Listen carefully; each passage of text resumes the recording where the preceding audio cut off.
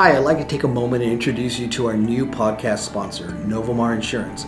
Novamar Insurance has more than 30 years of experience providing custom high-quality personal insurance packages.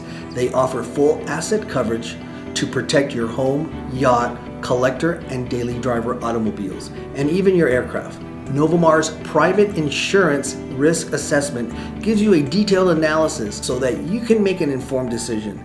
They specialize in working with individuals and families with numerous assets and the more complex insurance needs that go with them. In addition, Novamar's sister company, Novamar Insurance Mexico, headquartered at Puerto Vallarta, insures homes, autos, yachts, even have health and travel insurance options for clients that travel south of the border. The two companies completely, truly provide a one-stop shop, simplifying the insurance buying process for its clients. Contact Novamar today at 1-800-823-2798 to speak to one of their insurance professionals for a free insurance review and quotes to compare with their current coverage. Or visit their website at novamarinsurance.com for more information. Thanks and enjoy the podcast. Hi, everybody. Welcome to another episode of Ed's Auto Garage. Again, Ed Arango coming to you here from my garage in Huntington Beach, California, like I always do. Today is kind of a little bit of a gloomy day here in the Orange County, LA area, weather-wise. But nonetheless, it's always beautiful here. Today I want to share with you our guest, Justin Bell. Justin is a two-time world champion, Le Mans GT2, Justin? Yeah. And, I know you have a number of other accolades that have come your way. Well, you've already over promoted me. Actually, I won them all and in my class, and I won one world championship. My dad won two. Oh, so, your dad won two. Okay. So if you want to just keep loading it, then add another 5 Le Mans wins. Then I'm on track. You know. Well, nice to see you. Nice to see Thank you. And normally I'm the one in Huntington Beach because my girlfriend Milani, she lives down there. Oh, so wow. often I'm down in Huntington Beach, and then of course the weather today. I see you with your jacket on. I know, me too. It even looks like rain on the hills around here. And it does. For anyone watching this anywhere else in the country, when it looks like it's going to rain, we celebrate it because we get it a few days a year. So sure, it's nice. Let me ask you something. I mean, how long have you been here in the LA area now living? Well, 12 years actually. So it was an interesting sort of path to LA. When I always used to come to LA as a kid with my mom's sister lived here.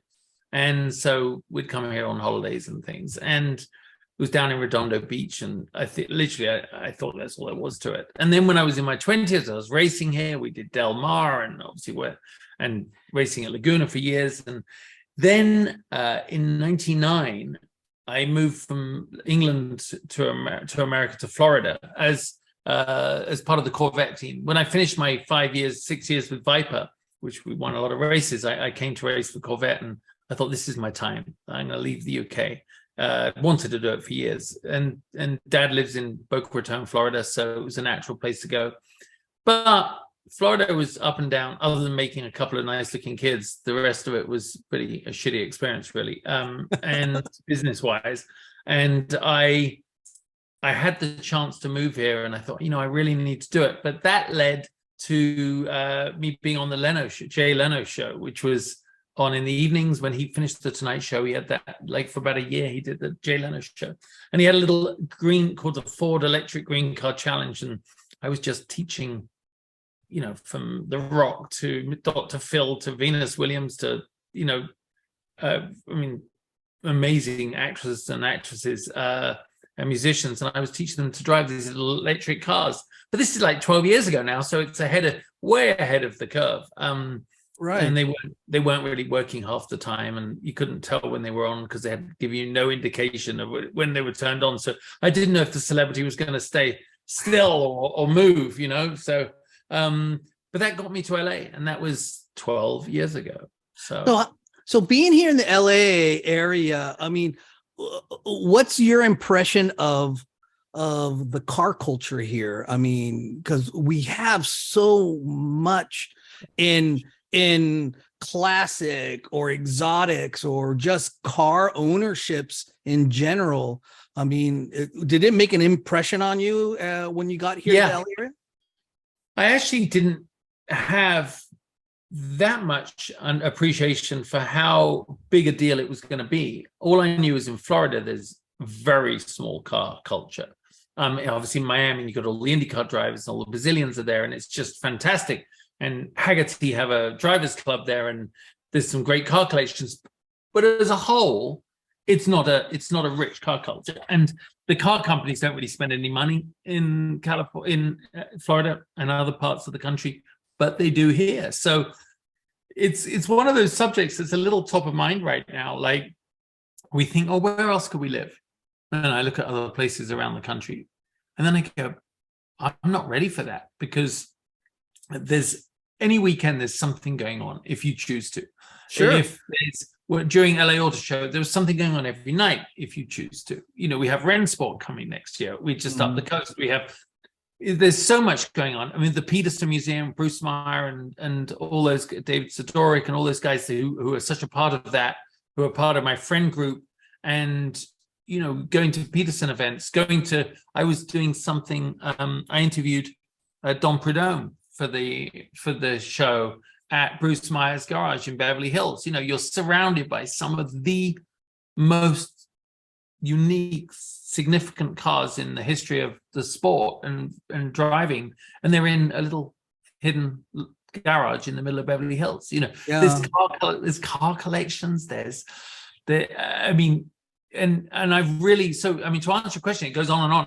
I'm continually blown away by it. And there's another side of it that I've got to say I was not aware of, and that is, you know, the sort of diversity of the car clubs, and, you know, how many of the young guys and girls are so into their cars. And, you know, you can go to some of these things. We've got a great friend called Verone, who is very involved with lots of the car events, and you'll turn up and there's, you know, 22-year-old Instagram models with Aventadors, you know, and you go, oh shit, and maybe I need to take pictures of my feet and post them up on some person's site. But believe me, I wouldn't be able to afford an Aventador if I did that. Wouldn't even be able to afford, I don't know, a bicycle if I showed my feet. But, you know, it's a very, very experientially rich environment here in California. The cars and coffees, it never ends. I mean, the driving, and this is the other thing, when you live in somewhere like Florida, when you come here, Florida roads suck. There's no good roads. And like this or like this. Yeah, that's it. And you come here and everyone's driving up, aren't they, to Newcomb Ranch. You've got this. I mean, I live right at the foot of the hill here, and Mulholland Drive, as you know, when you lived here, that's your local racetrack in a way, or test track. I get a car, I drive it. I go up there at night, I drive it. I mean, not like a lunatic, but it's certainly, you can feel what a car does. And I love it. Yeah, that was the long answer, saying I don't think I could live anywhere else for a while. Yeah. No, I get that. I mean, there's some times that I will drive from here in Huntington Beach all the way up to the 2 to go to Newcomb's up there on a Friday morning to do the Good Vibe Breakfast Club thing. I haven't done that yet. That's the one I haven't done. No, I need to do it. Yeah. I know Johnny Lieberman's always up there. Yeah, Lieberman's up there. And it's kind of weird. It's kind of like you driving, it's like a Friday, you know, there's people going to work and stuff, and you're driving up there and you feel like you're kind of all alone, but then all of a sudden you show up and it's like all the cars are showing. It's like, this is Friday morning. Yeah. You know, so it is it shows how many people involved in the car business are either self-employed or unemployable. I don't know. A little of both. Or just have money. Friday mornings, it's such a luxury. But I haven't done it yet. That's a good one. I know that you have a really tight, loving relationship with your dad. Yeah. And he's in Florida. How often do you get to see him? Very often? Do you guys touch base? Not as much as we should. I'll see him in a week's time. I go over there for just a weekend, and again, there's the Palm Beach. It's called the Palm Beach, like Concord Elegance. So I'm going over to help run that next week. So I go and see him. I mean, I'll see him during Sebring when I'm there. I'll see him. I mean, unfortunately not enough. Thanks to the power of FaceTime, right? Yeah. You don't feel it so bad. He also goes to Europe quite a lot. So I saw him at Le Mans and things like that. So I know that in your upbringing, you know, what I've read is that one can kind of presume or assume, I should say, that, you know, a kid of a famous race car driver, you know, is, you know, silver spoonish and has everything, but that really wasn't the case with you, you know. No. It wasn't. I mean, I was very fortunate the way we grew up. I mean, we were going to races, and you know, certainly it was a very. But you were more into. Weren't you more? I did motocross. I did motocross. Yeah, and never drove a kart. And then, I mean, I can see why Dad didn't want me to do it.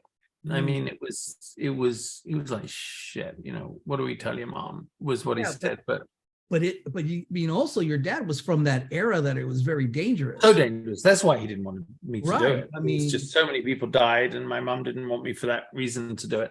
But once I started, and he saw I had such passion for it, and it all came together, he was very, very, very proud and very pleased of it. But it took quite a few years, and you know, he did help me out in the beginning quite heavily, and because that's when you need the help, you know, really to get over that hump. But he was an active race driver, so you know, his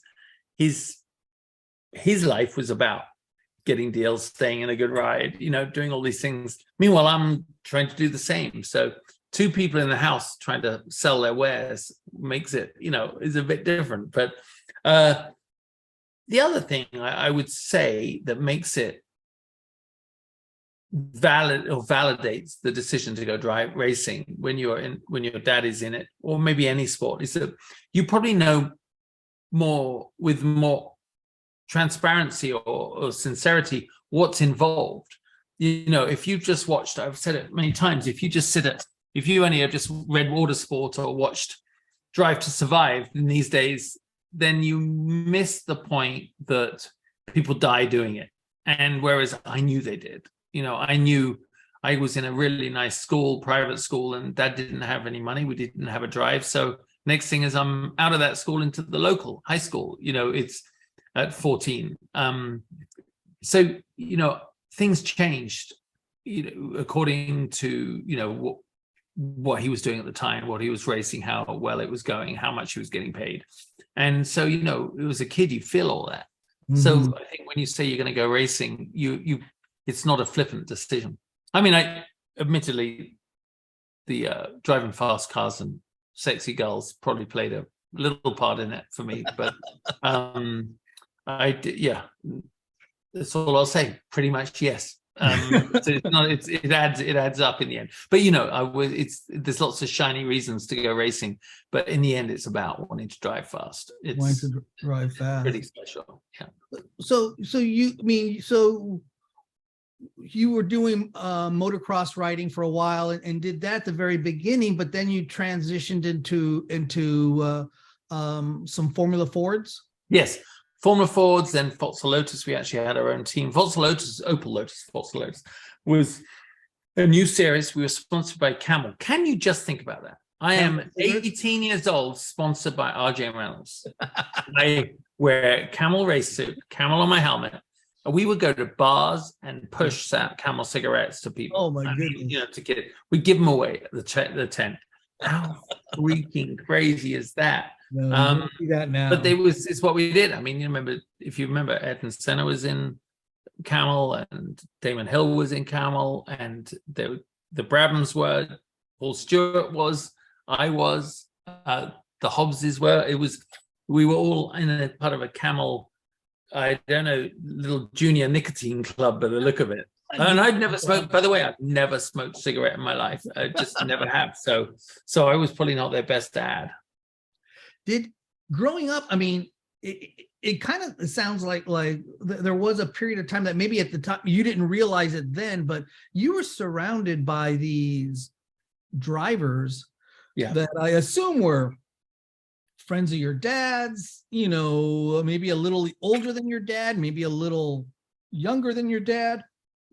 And then you as the son, you know, I'm assuming you spent some time at the track prior to you driving with your dad, watching some of the races. Oh yeah, very much so. But you know, it is an interesting phenomenon when your dad does something, or mum, I'm sure, does something at the top of a sport or entertainment thing or a musician. I mean, I think if your dad's at the top of whatever he does, or mum, you have a slightly distorted view of what it's like to be in that sport now, or that profession. My case in point is I go to Brands Hatch for the 1,000 kilometers, or Spa, or Nürburgring, or Kailami when we were younger in South Africa, or I'd come out to America and watch it, Laguna Seca. I mean, I never went to a club event and helped Dad get the car off the trailer. You know, I never filled up. I never helped him. I mean, he was already at that level. In the same way, do you think, I just suddenly came to mind, you know, Galpin Ford, you know, massive dealership. Bo Bachman's a friend of mine. I don't think his kids probably have, you know, refueled cars out. I know they don't have a gas station, but you know what I mean? Metaphorically, like filled the car up gas for client customers. Yeah. I'm sure they work inside the business and they work hard, but if your dad was a musician, you know, do you, when I actually, this is a true story, you know, Nick Mason was a good friend of Dad's, the drummer for the Pink Floyd. You know, his daughter and I were great friends. She never went to a pub and watched them play in a pub. You know what I mean? She went to Wembley and saw them with 50,000 people playing the Wall, right? So the point being is that, yes, you're exposed to the top level of the sport, but you're not, or profession, but you're a little disconnected from what it takes to start. Yeah. And in your career, you spent time racing, obviously, the Le Mans series, and there was a time when you teamed with your dad, right? And you guys, more than once. Yeah. My first proper Le Mans in '92 was with him in a 962 Porsche, and then we did. '95 was the big year with Le Mans. Actually, it's funny. I just saw this.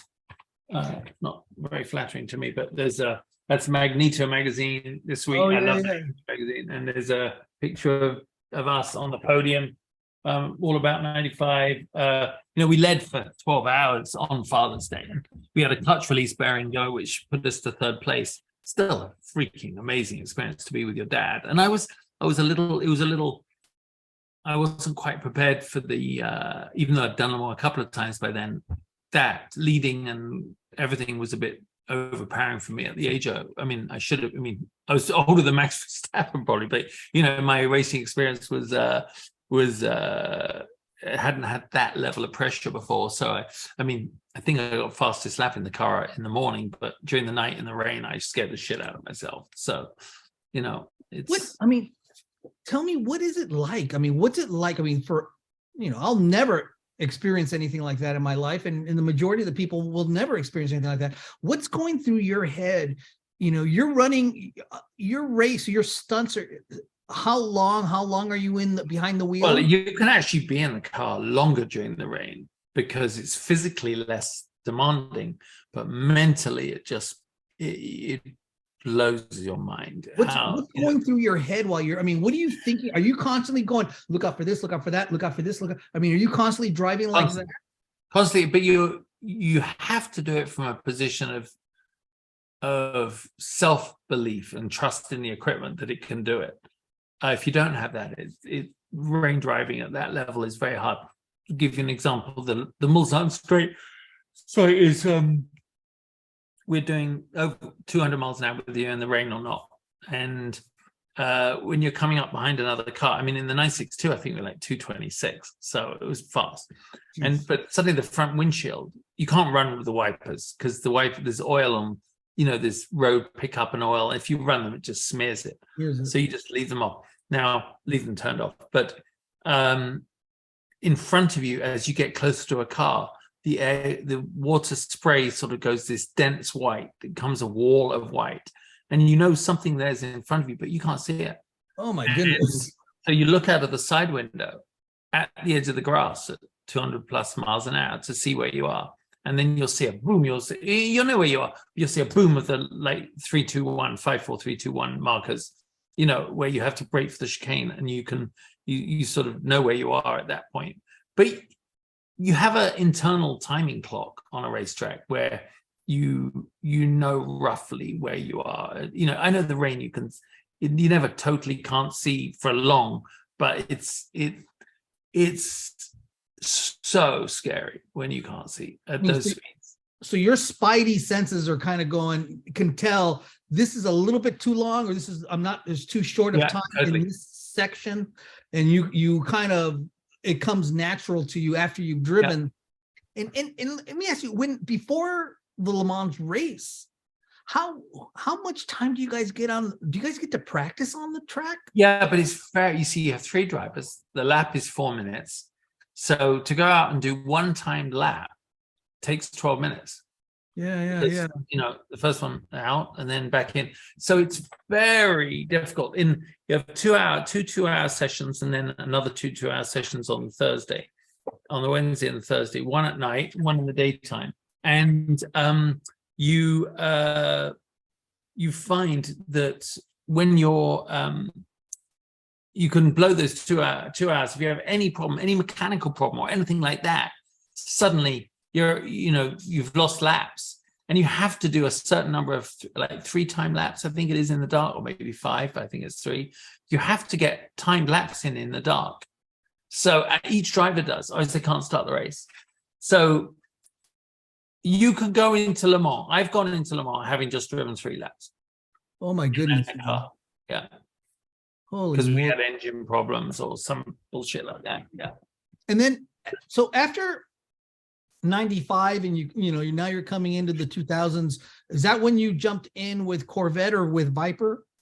So Viper was the whole end of the 90s. And then end of 99, after Petit Le Mans, I did the contract to join Corvette and started with them at that point. So yeah. And then Corvette was just for a year, and then it led to other stuff. And how did you like driving for Corvette? How was Corvette? Great. I mean, it was Pratt and Miller, Corvette, Doug Feehan ran the program. I was running with Ron Fellows, Chris Neifel, Andy Pilgrim, and all those guys. It was a great experience. I wish I hadn't stopped. I don't know quite what happened. I don't think I quite fit something that was going on there. So a little personality clash, and that was the end of it. But it was a real pity for me, because that was an amazing opportunity to drive for people like that. Yeah. And of course, they went on to do the last 20 years, 22 years, huge success. What they've achieved is dominating, Yeah. No, I could imagine. Are you are you still actively driving, or I have my licenses. I would certainly consider it, but not as a career. I mean, my age, I'm 54. I mean, I'd still like to do Daytona again. I'd do Le Mans again in a heartbeat if I got asked. It'd be something worth getting fit for, because you have to get to a really high level. Mm-hmm. But I get to drive historic cars. I get asked to do that quite a bit, which is fun. Get to drive amazing cars on the road, lent to me by manufacturers. So that was going to ask you. So, I mean, I'm sure you get to do some of the historic racing at some of these, tracks like Monterey and stuff like that. So you get to go out. How great is that?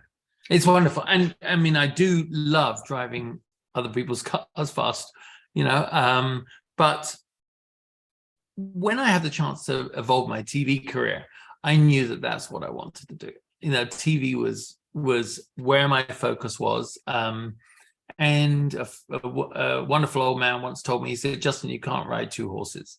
You at the same time, you need to choose. And as long as I was racing is such a drug. It makes you just want to be a part of it, you know, that when it's to the exclusion of everything else.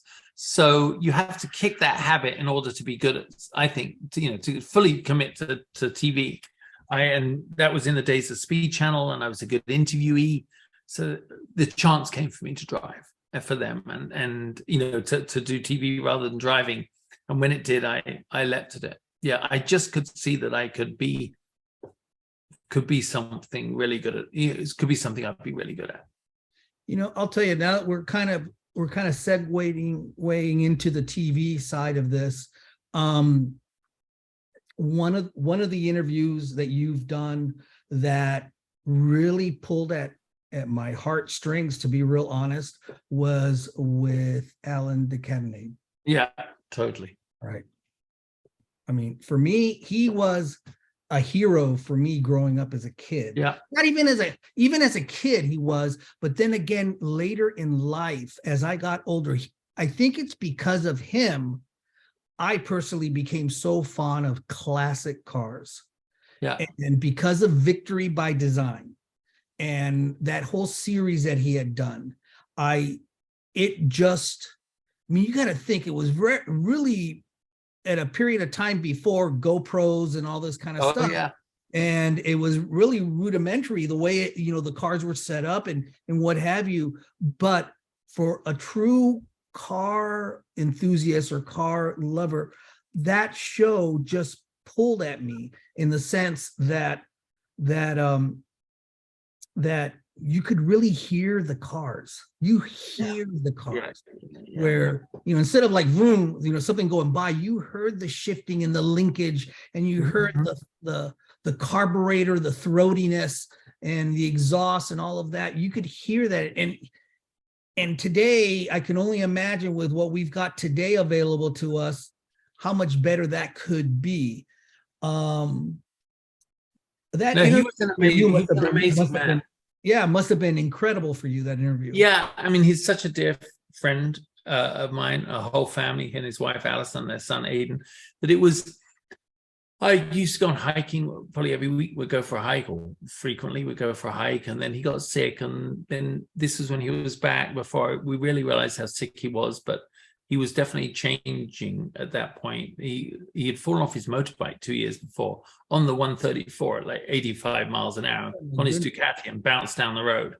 And he's so strong and fit. He recovered from it, broken clavicle and everything. But he was definitely in a different place when we did that. And it's probably the last interview that he ever did. What a gem for you. What a gem to capture that. Yeah. He was and the portrait I took was so nice because he loved his Leica cameras, and he was so great at guiding me with my camera photography. And he was such a detailed man and funny. And he was a real inspiration for me. So the portrait I took of him actually is with him with the camera, the very old Leica he had, and it kind of obscures most of his face, but it's if you go to my website you can see it. And I never got those ones signed by him, but I gave him a big one, printed on glass actually, and it looked so good, and he was so happy with it. So I know he liked the picture that we did together. But that's the whole thing. I mean, I guess we segued into Life with Legends now, my show, but the opportunity to sit down with people that are so significant in their own way to the sport, and they can't all be Mario Andretti or Jackie Stewart, as you can't.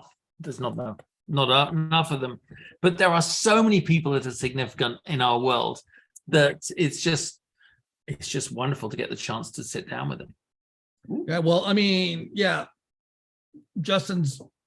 Do you call it a podcast, or is it just? I think it is a podcast. I mean, it is a podcast. Yeah, it's a podcast. There you are. I tried to stop calling it an interview. I call them conversations, but it's a podcast. Yeah. Yeah, they're intimate. They're intimate conversations, is what they really kind of are. I mean, and the way you've kind of put these, again, everybody, this is Life with Legends, and this is a podcast. We heard it here from Justin. It's a podcast that he has. If you haven't seen it, it's a must see. You need to see it if anyone that enjoys listening to stories of racing and cars, this is an absolute must. He's doing such a wonderful, great job with it. And down to the imagery. I mean, you have them in black and white, and they feel there's almost like a warmth to it, to them, and I really appreciate you saying that. I mean, I think part of it for me is that because I was one of them, I mean, this is my life, and I even though I'm not Mario or I'm not whoever, there's something that is a commonality when you've done it. And I grew up around it. And when I was doing a lot of live TV, one of my skills was really, even though I'm an insider, I put the information or the questions or the perspective on it in a way that if you were an expert, you'd enjoy it, or if you were just a casual fan, you'd enjoy it. And I think communicating like that was something that I realized that I was good at and I love doing. So I'm finding that, they're telling me stuff. There's been tears, there's been, long moments when people have had to try and regroup, where we talk about deaths and things. And God, it's an honor. It's just amazing. But like we said before we started this, I did kind of create a bit of a expensive route for myself by going, I'm going to do it in person. Yeah. And but that's okay. I'm going to, I do it like I go to Florida, I'll do a couple next week, and then I'll do, I just have to get them. And because I do want to take their portrait, that's a big part of it. So I have to do it in person. I don't think it'd be quite the same. And that's kind of, again, back to, being such a fan of Alan. I mean, we lost Alan this summer. Yeah, this summer we lost him this summer. But I mean, again, he was a photographer himself too. Fabulous photographer. I mean, his life story with, he got into photography because he had a model girlfriend, and he went around, the photographer had this cool apartment, invited them to a party, and the guy went off with his girlfriend. So he's like, shit, I need to buy some cameras.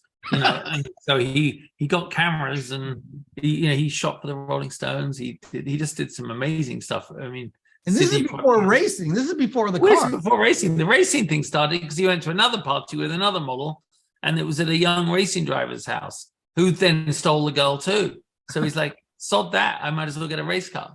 And it's that was his flippant way of describing how he got into it. But I mean, they just did his memorial in London last week. Dad spoke, read a lesson, and everybody came to see. I mean, when at his memorial, I just wish I'd been there. I went to the LA one at the Peterson, which was intimate and very small, but a testament from Damon Hill, as in the kind of people that followed from Damon Hill to Simon Le Bon from Duran Duran to actors and musicians and racing people and ordinary people, because he was I think what all of us would like to live our life. Every man would really like to have lived life like Alan. I mean, Alan flew his biplanes. He had an Australian bush plane. He kept up in Sandinares, and he could land it on a postage stamp. He rode his Ducatis and vintage and his Vincents, and he'd work on them, and girls loved him, even though he had a very successful marriage. Back in the day, I'd say he was probably a legendary swordsman of note back in the days when you could be. And he just drove cars, loved life, but on a human level, he made you feel very special. If you were the one he was talking to, you were the special person at that moment. And big hole in our lives. Yeah, no doubt. I think you should revise or bring back or figure out how to do it, victory by design, and you be the guy, because you would totally be that guy. Thank Totally you. be that. You could totally be that role, and you know, something of that sort would be so wonderful to see today. I think the technology is there. I mean, and you know, geez, I'm sure you would be able to get some pretty nice cars to drive around in, and here in the LA area. I mean, I know that not everybody wants to, you know, put their, you know, gazillion-dollar Ferrari, you know, out on the streets, but what a great idea I think that would be to have you. Yeah. You know, it is. I mean, I do I always thinking of shows to do and things. There are certain things though you realize I could host it and I think it'd be very funny. But Alan had an ability to remember information and know things about these cars that I don't think anyone will ever be able to mimic. And even though I'm pretty confident about what I did, Alan would do something. It's like Pebble Beach. You'd listen to him. And I told him we wanted to hire him. You know, my company, Talk Media Group, which I have with Tommy Kendall and Jason Jacobson, my partners, we host and produce Pebble Beach, their live stream. And we really wanted Alan to be on it with us this year, because what we were missing was someone that truly knew the cars, right? Not just from the technical side, but just knew them and understand their context. So what was great about Alan, you'd be talking about a car and you go, oh yes, but Marilyn Monroe had one of those, and she crashed it, or she had sex in the back seat, or you know what I mean? There's always a little story. Always a little story, and whether they were true or not, I don't know, but they made such good entertainment for us all, right? So yeah, no, he that one scene when the Spitfire went overhead in Victory, which is on YouTube with tens of millions of views, and he basically drops to the floor. It's just brilliant. It's just he was a legend. Yeah. No, he definitely was. Jackie Stewart. I haven't had the privilege yet of watching the Jackie Stewart podcast. I did see the Mario one. Again, very warm. It just looked like two buddies sitting at a table having a drink and just kind of chit-chatting and just reminiscing. It almost seemed like at times it almost seemed like Mario didn't even realize that the camera was on. Yeah. No. And how many interviews has that man done? Yeah, exactly. A million. He actually reached out afterwards and told me how much he'd enjoyed it, which was special. It's what you're doing. It's what I'm doing. I think there's a lot of room. Everyone has a different take on it. I don't know what you do. So, there's tons of room for all of us to share and bring these stories to life. I think that generation, I'm definitely making sure. I mean, I got David Hobbs and Brian Redman. I mean, I'm not anticipating any medical failures in the short term, I'm sure, but they're people I look up to, and they're friends of mine, and yet I've never spent that much time sitting down talking with them. And like Dad said, he's known Jackie Stewart his whole racing life, but he's never sat there. He's never gone to Jackie's house for 4 hours and hung out with him. So it's really, really funny. If I could, Ed, I hope it kind of commercially can ramp up a little bit at some point. Maybe sell some more of the prints, but to travel the world and travel and see all these people and interview them it makes me happy. I really love doing it. But equally, I love this side of it, getting the photography into it. And by the time I've spent time talking with them, I really feel like I have a better bond. So I know at that point the way I want to take their portrait. And it's just so exciting. While I'm really confident as an interviewer, obviously, and a conversationalist, the photography side, I'm always learning because I'm not a pro. So telling someone, hey, think about this, just, why don't you move this way or sit there? I'm realizing it doesn't matter how famous you are or they still want to be directed when it comes to the photography, because everyone's a little uncomfortable. So I'm just getting more comfortable with doing the directing, basically.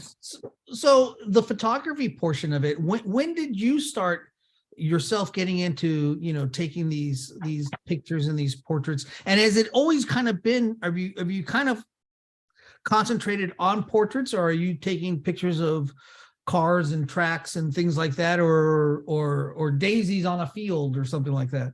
Yeah, maybe more daisies in a field. I don't know. Hot girls. I'd like to take. Yeah, there you go. No, I was an art student as a kid, and then I started racing. So the art was buried my creative side was buried for 20 years or so. Then when I started doing shows, hosting, I started writing shows. I realized that's where my creativity can come out. Sure. 8 years ago, I actively was like, I need to do something. And I saw someone had a Hasselblad and a big, beautiful camera. And I was like, oh, I want one of those. So with no knowledge, I bought one on eBay and realized how hard it was, but got better. And then I just fell in love with these Leicas, and they're just so perfect for me to use. And I guess taking pictures of people is more me. I love people. That sounds so cliched, but I like talking with them. I like meeting them. I like evolving that relationship. So actually, the photography side is more portraiture. I mean, I take pictures of cars if I have to. Like I just put some up on Instagram today of the G63 I had for Thanksgiving break. I mean, I'll take nice pictures, but it's like, it's funny. Some people have better eyes for things. Like my girlfriend, she was a photographer, but she just uses her iPhone, and her photography with her iPhone, it just blows mine out of the water with big cars and things. It's just so funny to see the differences between people.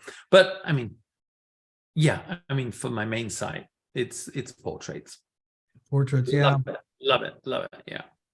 And are these portraits?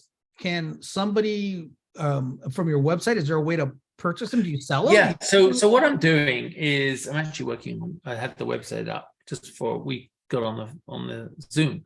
I'm doing each image as only 24 prints, very high quality, beautiful, about 18 by 24, printed here in Los Angeles, in the Valley, in Van Nuys, by a great printing company. And I get them. This is why my process turns into an expensive long ones. So I come home, I print them, get them, I edit them, get them printed, get them. And now, I mean, I literally, you could see those boxes behind me over my shoulder. Each one of those has 2 sets of prints in, which I've sent to, let's just say, Brian Redman. Brian will sign all 24. I give him one, an artist proof to keep for him from me. I sign it to him, and then he'll send them back to me. So everyone is signed. Unfortunately, the Alan de Cadenet one isn't. Alan just wasn't up to it. But I, like the Parnelli Jones one, what an honor. I mean, to sit with him, and it was only a 38-minute interview. But he still did it, and then he signed the prints. I mean, unbelievable, and he loved it. He loved the picture. So when you took the print, when you took the photo to get him the print, how much time does it usually take? Is that like? I mean, I'm turning them around a bit faster now. Like I'm sending Mario's tomorrow, probably or Monday to him to get signed. But it does involve another layer. Yeah, exactly. Of stuff. But again, if I end up having this rather expensive personal collection of these prints and interviews, that'd be great. But I hope people want to buy them, and they are expensive. But there aren't many left in this world of these guys. So I really like combining the both, and you can find that at lifewithlegends.com. Lifewithlegends.com. Yeah, you can buy them there. And I have people that are saying, oh, I want number 1 of everyone, I want number 5 of everyone, which is perfect. Yeah.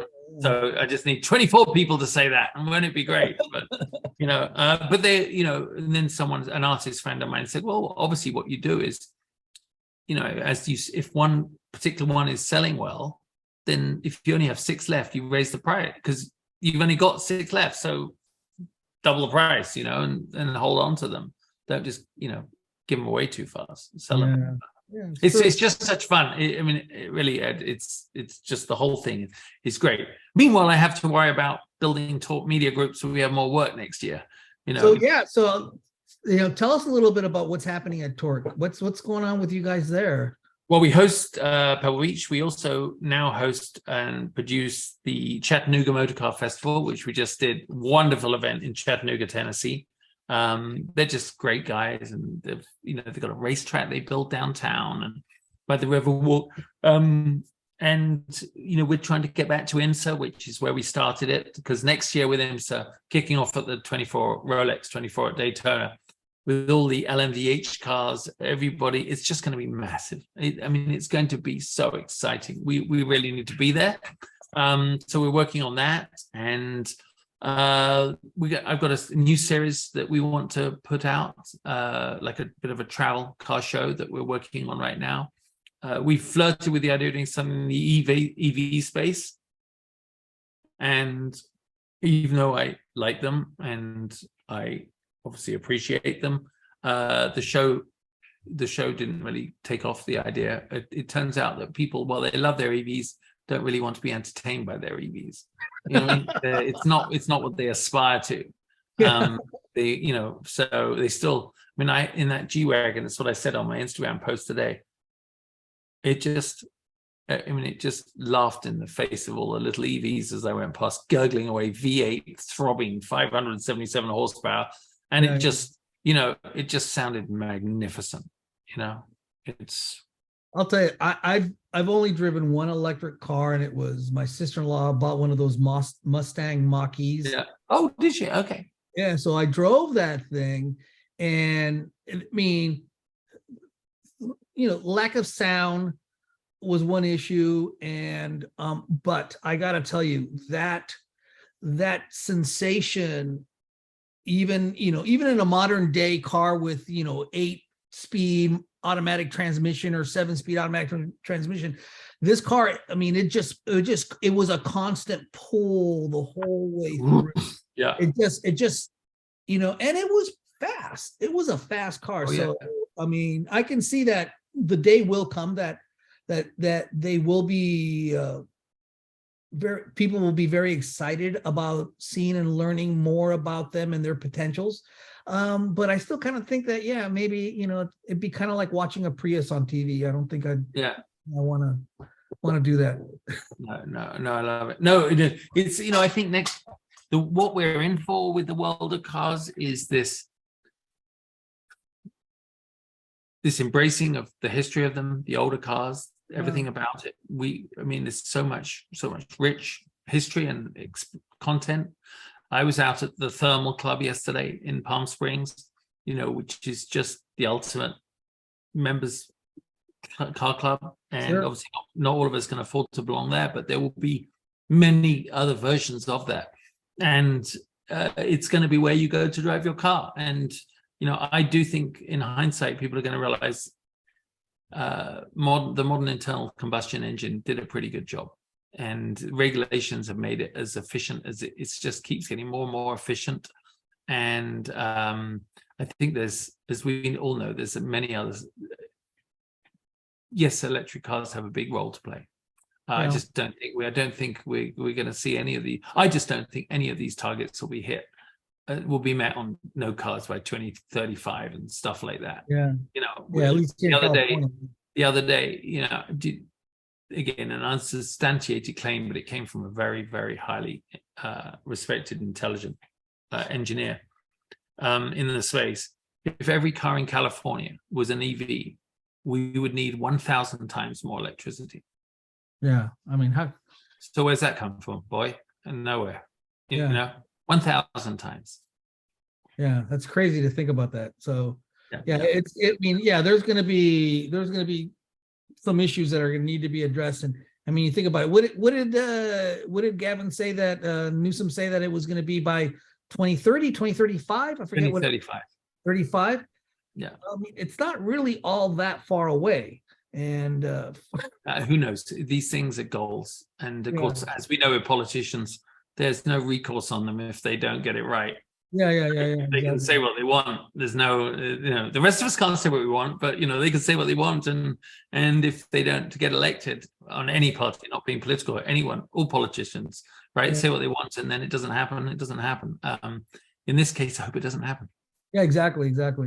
So what's next for you? What's the next thing you got coming up? So next, to be honest, is just getting myself set up for next year. We have Amelia Island. I'll be helping host that with Haggerty. I love what the Haggerty guys are doing. Big fan of McKeel and the group there. McKeel and the group, just amazing. And you'll see us producing quite a few more shows next year under Talk Media, and I will just be making more of these interviews, and getting to see. I've got Richard Petty to do soon, and I got, but also like the John Morton one I did. Just an amazing guy that not a lot of people would have known about unless they were in our sport. Ed Pink, Ed Pink, yeah. His one is next Tuesday's show. It was just fascinating talking with Ed. He's 91 years old. Been around, and his cousin. His uncle was at Pink's Hot Dogs. Who knew that? I never knew that. Yeah. Just incredible stories. And like all of us, just, I totally enjoy, not like all of us, I was about to say like all of us just trying to hustle to see what comes next, right? But I love what I'm doing. I'm very privileged to be in the position I am in the world of cars, and that's why it's great doing any podcast like this and getting to know other people and spreading the word, right? It's what we do. It's for the love of it. And again, like I said, I just do this. I try to do it just because I think there's a lot of other, guys of my age, our age generation that, at least from our side, want to hear what's going on and may not be able to ask the questions to folks like yourself and other drivers and things like that. So, I mean, I'm honored and thank you so much for doing this. Thank you. Hopping on here. And again, what are the websites that people should go and see to learn more about what you're up to? Well, thank you. It's definitely lifewithlegends.com, or go on my social media, Life with Legends, at Justin Bell TV. Justin Bell TV as well. Okay. It'll all connect you there. And well, thank you, Ed. This has been great. Thank you so much, man. Thank you so much for the time. Just one question. Who do you ride on, the front or the back of the bike behind? Oh, this guy back here? Yeah. I usually, you know what? I'll tell you, these types of bikes, you would think that, oh, how pretty and romantic, and you and your girl and your wife or your girlfriend can go right. These things cause more fights between couples than anything. Because it's like, I can't see, stop moving your weight. She's in the back. You got to pedal. You're not pedaling, know. Don't put your feet down. So I mean, whenever my wife, we go out on this thing and she's like, oh no, I don't want to ride that thing, because that just turns into a fight for you and I. So, but yeah, I usually ride in the front. So yeah, I'm sure. All right. Well, listen, Ed, thanks so much, man. Thank you so much. Thanks for the time. All right.